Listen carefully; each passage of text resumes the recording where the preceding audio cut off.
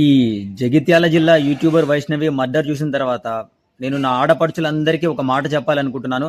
ప్రతి ఒక్క ఆడపిల్ల కూడా ఈ వీడియోని షేర్ చేయండి తప్పకుండా.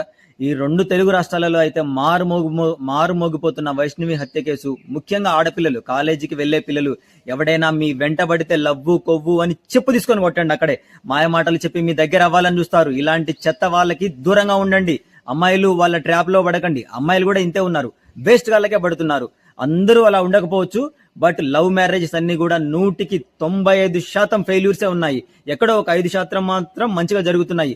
అమ్మాయి చూడండి, 15 మంది అన్నదమ్ముల మధ్య ఒకతే ఆడపిల్లలంట. వాళ్ళ బాధ చూస్తుంటే గుండె తరుక్కుపోతుంది. అయినా పెళ్లికి ముందు కట్నం వద్దు అని చెప్పడం ఏంటో, పెళ్లి తర్వాత కట్నం కావాలి అని వేధించడం ఏంటో, మళ్ళీ అది కూడా 5 నెలల ప్రెగ్నెన్సీ అని కూడా చూడకుండా కత్తితో పొడిచి చంపడం ఏంట్రా దుర్మార్గుడ. వీడికి రాక్షసుడికి పెద్ద తేడా కూడా లేకుండా పోయింది.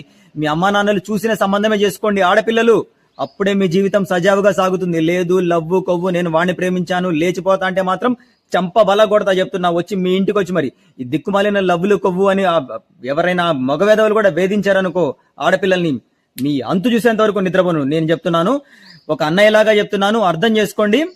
నేను కోపంగా చెప్పినా సరే నా మాటలలో ప్రేమ గమనించండి.